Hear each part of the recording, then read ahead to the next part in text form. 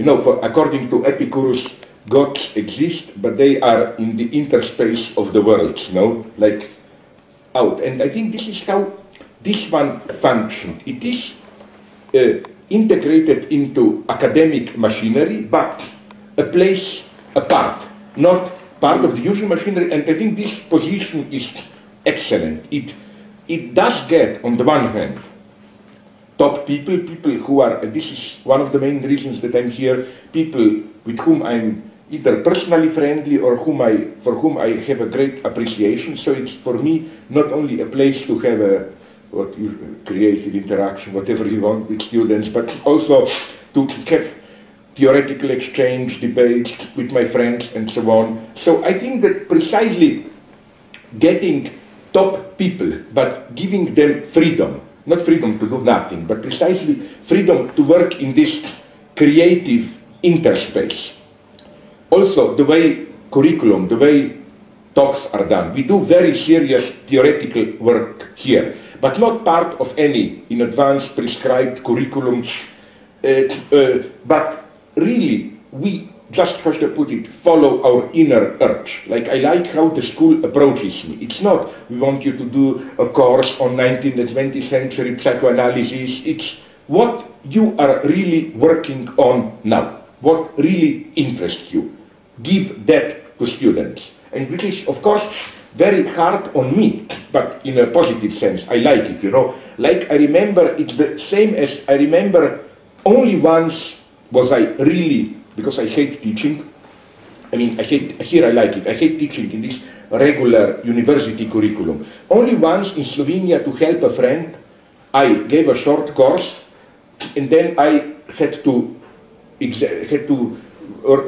be there for exams of the students. So I thought how to terrorize the students, and I found a way. I report on this in one of my books in a footnote, I think.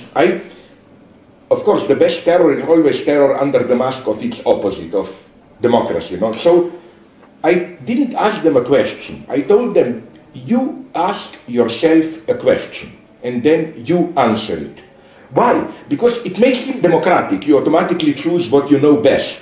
But you know, they didn't have any excuse. They couldn't have said, oh, sorry, you know, I could have answered you. They had to be at their best.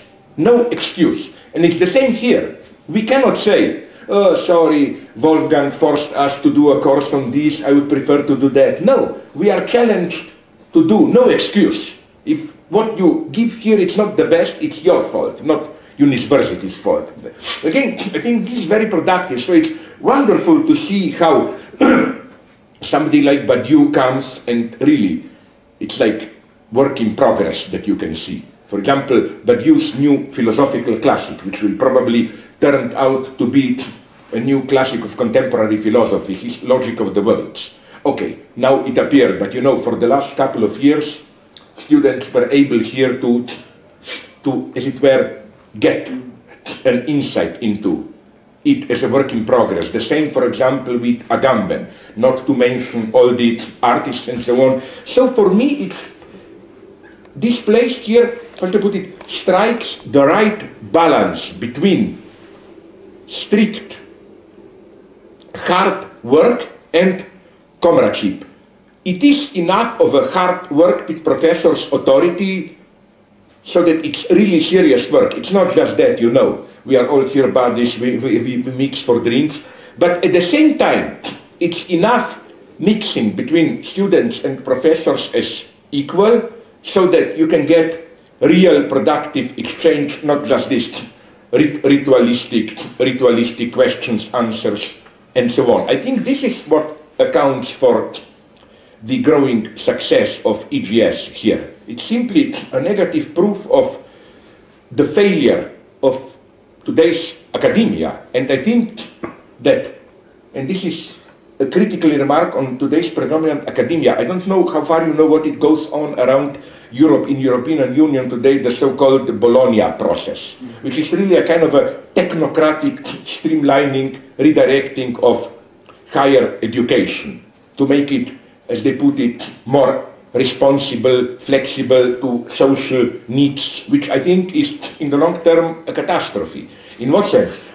Listen, even in the most positivistic way, if you look at scientific ideas and how they were really efficient, change something in reality, even in pure hard natural sciences, you often find this paradox that, you know, it's not you want something, an invention in this, that, and you put money into it. Usually it was people were researching, doing one domain, and as a kind of a totally accidental byproduct, they discovered something which then could have been applied for a totally different domain. Like, since everybody likes to put blame on military complex, for example, we know that, it's a nice example, that the most popular fundamental phenomenon of communication of the last decades, World Wide Web, Internet, started as a local problem of American militaries. No, the problem was, as we all know, if in the case of the nuclear war,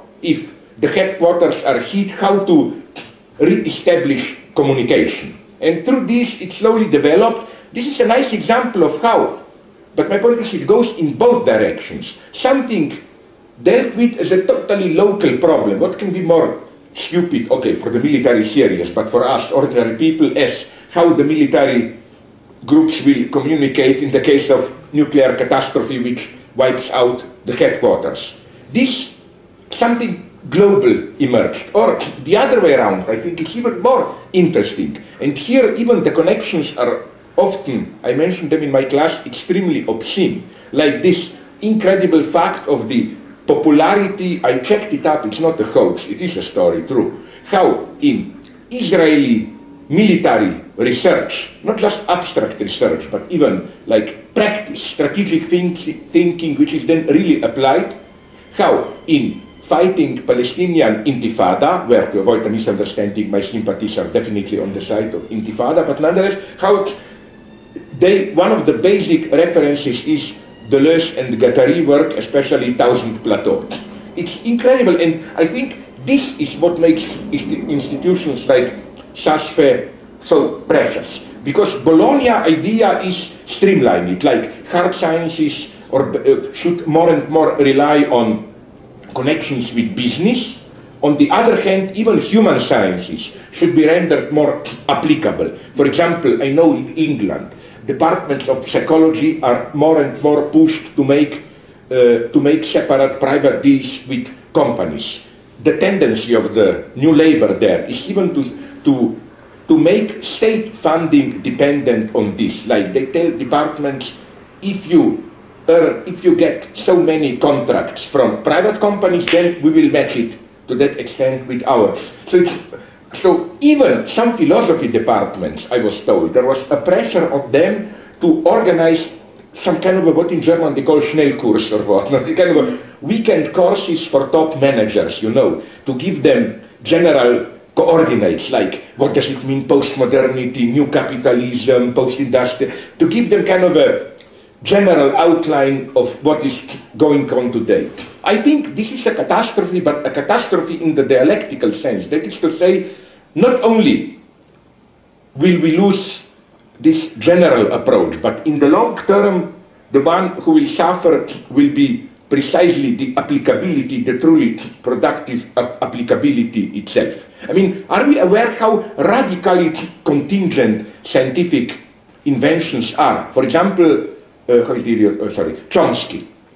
You know that his entire transformative grammar emerged out of, he said that how in early 50s he was as a student playing games, kind of grammatical games, how you can draw the tree line of how a sentence is structured. Out of isn't this a nice irony that for a couple of years he thought he's just, you know, he used this to amuse himself, to relax between, as it were, serious linguistic works as a pastime. And then, you know, something that started as a private joke, and then the idea came, my God, why don't we make a theory out of it?